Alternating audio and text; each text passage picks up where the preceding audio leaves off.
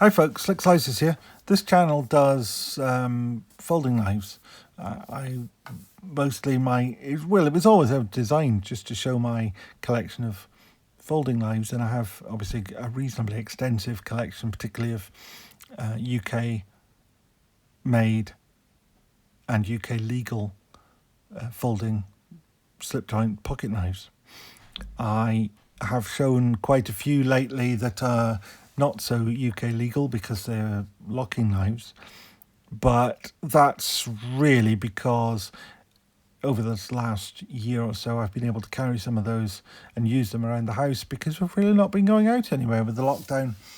Instead of going out most days of the week to meetings or whatever, it's more a sort of special occasion. All the meetings that I've been doing lately, I may have 3 or 4 in a day, but they're all being done on Teams. So I may be going out once a week. So it's not unreasonable to take out my locking knife, put it in the drawer and slip a slip joint in my pocket when I'm going out to one of those meetings, and not carry the UK and not so legal knives around the house. And that's been great, and I've really enjoyed it, and I'm going to actually miss that when we eventually get back to normality, because it's very nice, very easy to be able to pop a knife out of your pocket and just one hand open it and use it, particularly with my dodgy hands. But the other sort of classification of knives that I haven't generally covered is what I would call sheath knives, and nowadays they're all called fixed blade knives, which is an odd sort of definition. I always called them sheath knives, but there we are. And the reason is I just don't have very many. I've got a great big 8-inch bladed Bowie knife that I got when I was 10, and I wrapped it up to send to Ashley Harrison to refurbish about this time last year.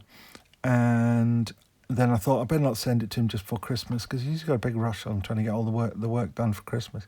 I'll send it in the new year. Well, it's still sitting in my kitchen, and we're getting to the point where it's going to be the Christmas rush again. So I will send it to him eventually. It's got a loose pommel, and it's just showing sort of 45 years of abuse that I gave it. It wasn't new when I got it either.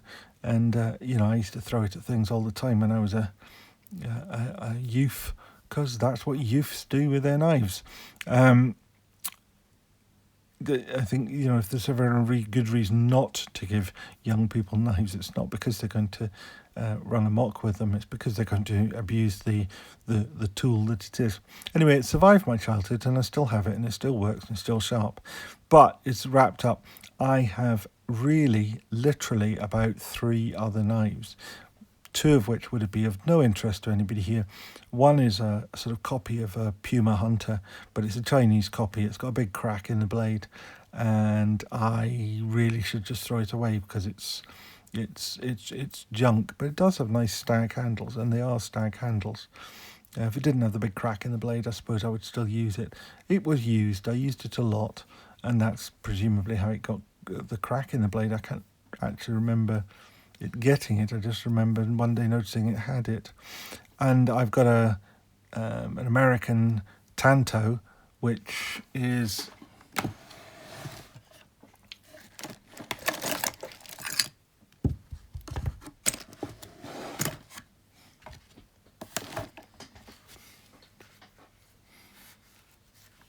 right here. This obviously has really nothing to do with the Japanese Tanto. It's got quite a well-made sheath actually for something that's this is a bit of budget junk really, and there's no writing on it whatsoever. I think it did have something written on it at some point, but it's obviously because it looks like an S or a 5 there. But that's all the only marking that's on it. It has this sort of American Tanto style tip, which you would never see on a Japanese Tanto. You might see something vaguely similar on a katana or a wakizashi. This sort of Yokoti line's a bit vague and And there's obviously no hardening or anything like that. This is just a ground piece of steel, and I suspect it's nothing special. 420, 440, or a Sandvik steel, who knows.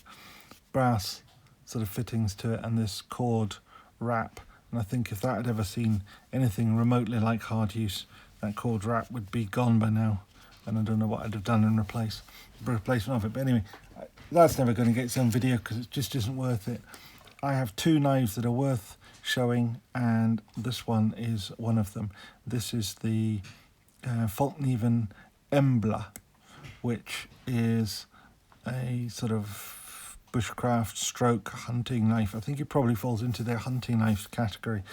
It comes in a nice leather sheath with a dangler attachment. You can see this has not been exactly heavily used. I mean, I've used it, there's a bit of damage to the sheath, but it's not nowhere near. If my bowie wasn't wrapped up, if it showed you the state it's in. Plus, it's very firm in its sheath. Nice sheath, well made. It's a decent welting on it, double welted, really. No drainage hole in the bottom. I think that would have been a useful addition, but they didn't put one in it. And it's fairly, thick, useful leather. These Falkniven scabbards are made in Spain, by the way. For what that's worth, some riveting on the dangler and on the top of the sheath. Yeah, I mean, it's nice. I don't particularly like these style of sheaths. I just find them very difficult to get the knife in and out of, and I suppose they'd probably loosen up if I used this. If I had this when I was 10, it probably would have been much looser, and the knife would go in and out of it much more easily. But I didn't. This is an adult purchase, and I mean, in some ways, I suppose it's inevitably an adult purchase because these are not a budget piece. And obviously, it's been used a little bit because it's a bit filthy. But so where we start with the blade. Blade is, in some ways, it's the high point. In other ways, it's not. Obviously, it says on there, Embla Falkniven Lam COS. That's laminated COS steel, cobalt steel. Now, I don't really know what COS is, but it's apparently a step up from VG10, and it's a step down from the S3G steel. It is, as I say, laminated, and if I get the light right on it, you can hopefully, you can see it there actually. Towards the cutting edge, there's a change in colour. That's because the central core of the blade is COS steel, and the outer is softer steel. It might be VG2 or something like that. And again, if the light's right, you can see it in the spine, but it's quite polished, so it's not so easy to see as it could be. And so, as I say, it's a 4-inch blade or thereby, with a sabre grind, convex grind, I should point out, coming to a zero edge with a swedge, sort of false edge, which really just makes the point a bit more pointy. And I suppose this is probably more of a hunting knife than a bushcraft knife. And if the two things that perhaps would say that, and one is that it has this swedge, so that gives you a finer point, and it also has this guard here, which is useful if you're breaking the rib cage of a deer or something. It gives you just that extra point of leverage to get through those tough bones. I think the bushcraft knife would tend not to have the swedge, in order that if you're abusing the knife, which is the term I use instead of battening, it gives a bit more strength to the spine here, where you might be hitting it with a lump of wood, in order to say abuse the knife or split wood. And Fallkniven say that, as far as they're concerned, battening is abuse of a knife. I would tend to agree with them, but I suppose if you're considering things in a survival situation, then maybe, no holds are barred, and I suppose that would be reasonable. But it's a very nice knife. It's not a huge knife. I've got large hands. It's big enough, but not too big. And I quite like that now. I'd say when I was a youth, I wanted a knife that was twice as big as this, but that's just because I was, when I was a child, my thoughts, my words, my deeds were those of a child. But now I am full grown, I put away those childish things, and I want a knife that works. And this is a good shape and size. It may seem an odd thing to say for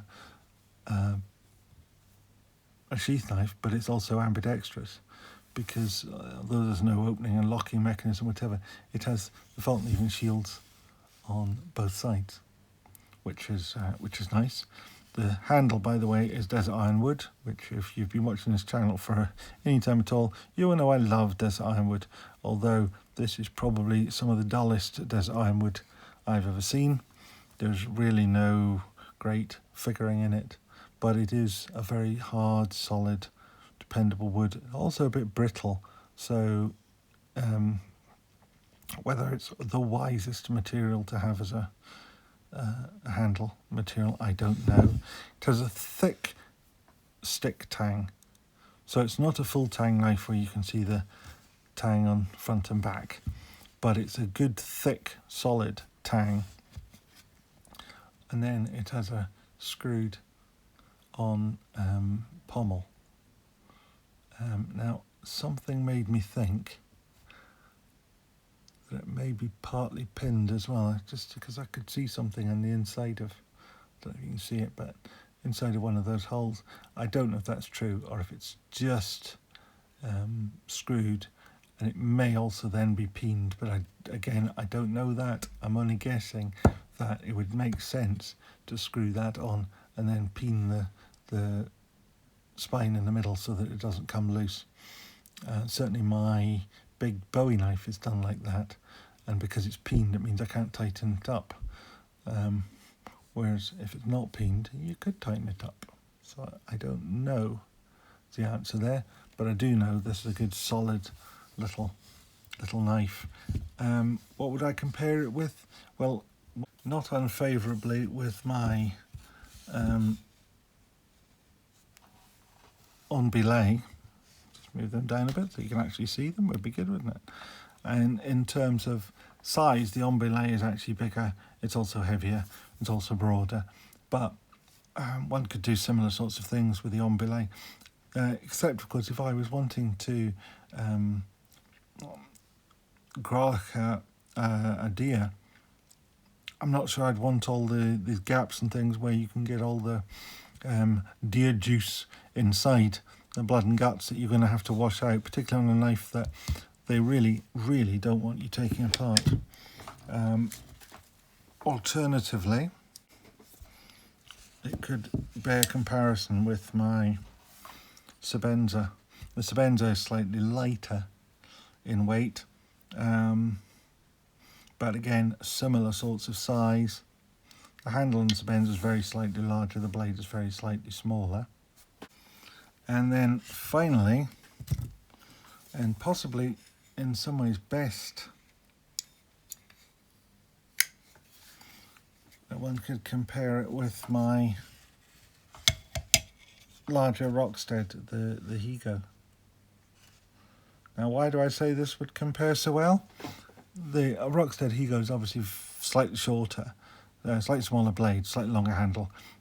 Mostly this is pretty even blade and handle. This has a bigger handle and a smaller blade, as is normal on locking knives, folding knives, because you need to have that, the blade's got to tuck away inside the handle, and the pivot is not right at the end of the handle, so it's inevitable the blade has to be shorter than the handle, or the blade will stick out the far end, which is a design choice for some. But no, more importantly, the blade geometry. The cutting edges is very similar shape, but they are also both convex grinds coming to a zero edge, in pretty hard steel. Now this is a mere 60 Rockwell, whereas this is 65 Rockwell. But nonetheless, I think they make a quite a good comparison on blade edge. And so that's the folding knife comparisons, of which I have many. I'm a bit more stuck for fixed blade comparators, but I do have two that might fall into a similar category. This one is Buck's take on the same thing.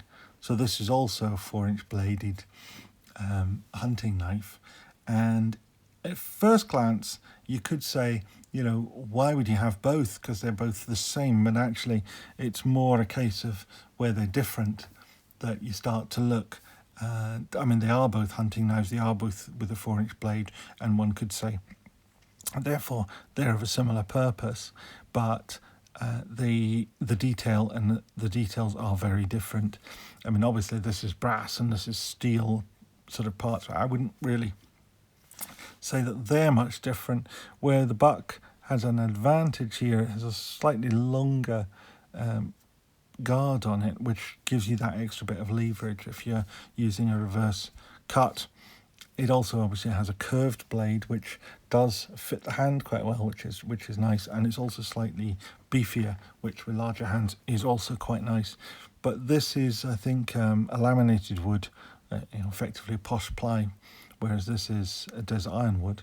So that obviously makes a difference, although in truth that's more aesthetics, because this is probably tougher than this, and obviously they've gone to some effort putting the little fillers in. Being brass, it's corroded a bit, but I have had this knife a long time, 20 plus years.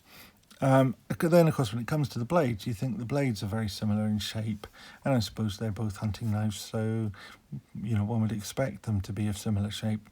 They're both sabre grinds, they're both 4 inches long. The Buck is slightly deeper than the Falkniven, but not so much as you'd notice. And okay, we have a swedge on here and we don't have a swedge on here. This is a straight drop point, this is a drop point with a swedge. The belly is pretty similar. The ricasso on the Buck is slightly longer, giving you a shorter cutting edge. The ricasso here comes quite well back. You do have a sharpening choil here. You don't really need one on the Buck because of the way they've cut the blade here. You're only sharpening it to maybe an eighth off the ricasso, whereas here you're bringing it right the way back to the ricasso, so you perhaps need the sharpening tool. I personally actually would prefer the Buck method of doing it. I think that sort of makes more sense. You lose a bit of cutting edge, but at the same time you don't end up with a sharp ricasso, which when you're cutting things, sometimes they can get caught in the ricasso. Here they can slide back onto the blade. What is perhaps the other difference before I come on to that, this one is a little bit thinner. It's a sort of 3mm steel, whereas this one is 4mm steel. And clearly, being a Buck, this is 420HC steel. It doesn't say it on it anywhere, but it is 420HC steel, whereas this is laminated COS, which is a harder steel and a tougher steel. This is a softer steel and a less tough, less resilient steel. So, that makes a difference. It's probably more bendable. This is still more likely to crack if you really push it to the limits. But this is more likely to bend, this is less likely to bend. So there we are. Where probably the biggest difference, and the biggest difference is not probably obvious, but you might get it from the way that the light is shining on it. This is a convex grind with a terminating bevel, and this is a convex grind coming to a zero edge.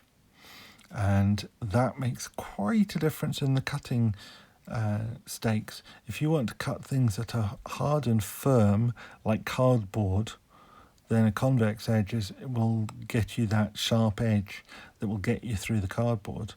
But this, if you're cutting meat or something like that, or cheese even, or something where you want to force the sides aside and stop them sticking to your blade, convex is actually an awful lot better to use. As a you know, cutting of raw meat, if you're slicing up chicken or something like that, these convex edges, and I particularly like using the Rockstead for that, work really, really well.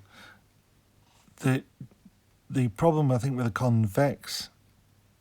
concave edge like this is that as you cut deeper into the material, it tends to bind up a little as it comes onto this saber grind here. So cutting cardboard with a knife like this, I mean, last Christmas I went and I tried using this, the nice big beefy Medford for cutting up all the cardboard from all the boxes at Christmas, and I found it just didn't really do the job very well, nor incidentally my Sebenza wasn't great for it either. I actually ended up using a sodbuster, and I found the £10 Schrade sodbuster cut cardboard much better than a Medford or Sebenza. Be interesting. I haven't tried using a sheath knife. Maybe I'll try a sheath knife next time we have a pile of cardboard to chop up, and we'll see how it goes. I don't know. We'll try it, but I never get these out. These just live in the cupboard. I do have one other comparator, which actually is an odd one, really, but it does kind of come into this group, and that is this US Air Force knife. Now, this is a US Air Force survival knife that Tobias, Knife Chats with Tobias, sent me, and he sent me, and it was beautiful and new. I think it's it's an Ontario, but this one was made in March. Well, you can see here. It's an Ontario knife, and it was made in March 11. So I did a bit of aging to it because it came looking absolutely brand new. I'll just move these up a wee bit. This is actually a similar attempt to a similar thing to the sort of hunting stroke survival knife, but this was designed back in World War II. So we've got a 5-inch blade instead of a 4-inch blade. I suppose at the same time they were handing out the USMC fighter knife, which is a 7-inch blade, and 5 inches probably seemed really quite small. It's a very slightly bigger handle, and it's got a big nut on the end to use as a hammer. And I don't know if somebody thought it was a good idea to be able to strap it to a stick to make it into a spear. I think that's just a dodgy, odd sort of thing to want to do, but nonetheless, there we are. And of course, these blood grooves to make it look macho, although in actual fact I think blood grooves are not really blood grooves, they're just a lightning thing to make the blade a little bit lighter, but I think they're a bit half-hearted here. They never really achieved very much. Again, the swedge coming in here in order to make the point a little bit pointier, and I think that's what that was all about. Stacked leather handle, which I aged by basically rubbing it with boot polish and shining it up, and I aged the blade by just giving it a bit of a rub down with a bit of glass paper. So I turned what was a beautiful new pristine knife into something that looks like it's maybe not World War II vintage, but it looks like it's been used and so forth. Plus I sharpened it because it had no edge on it at all, actually, to be honest. It was just a blunt thing. So that's the only other comparative knife I have. I should say this thing came really, really sharp. You can just feel it wanting to rip through your skin when you can just catch that edge. So you don't have to touch it hard; it just catches on your skin. You don't need to try it on a nail. It's just Anyway, it's a lovely little knife. So it's got a good quality sheath with it. I would certainly recommend one of these. Granted, for the money, you would probably buy a, what if they're, I don't know, even their Pro Series are cheaper for a knife of the same size. If you want a knife that you're going to the woods with, that you're going to use and abuse, I suspect this knife, you know, it's had a bit of use, but only around the house use. I got it because it's beautiful, not because it's necessarily going to see hard use, but it would be quite capable of hard use. I've seen Dutch Bushcraft knives channel on YouTube. If you ever watch them, they're very childish, but I quite enjoy them nonetheless. And they take these knives and they abuse them. They even took the £1,600 Damascus steel version of this and gave it a really, really hard time. Although it's not just that it's a Damascus steel, it's actually a very high quality laminated knife with a Damascus cover on it, and a lot of effort's been put in to make it look very smart. But it also has, and I can't remember the name of the steel that's inside it, but it has a very, very good hard wearing central core steel. So I think that's more than enough. Just say, the only thing I could say about this knife that's probably worth repeating is I just love it. It's just a beautiful thing. That's all it is. That's why I have it. I could put it on a stand on the wall and just look at it. Only I'd want to keep lifting it down just so I can hold it and look at it. But there we are. It's just a sad individual that I am. If you like this stuff, please give it a thumbs up. And if you want to see more of this stuff, please subscribe and remember to ring the bell. Thank you very much. Bye-bye.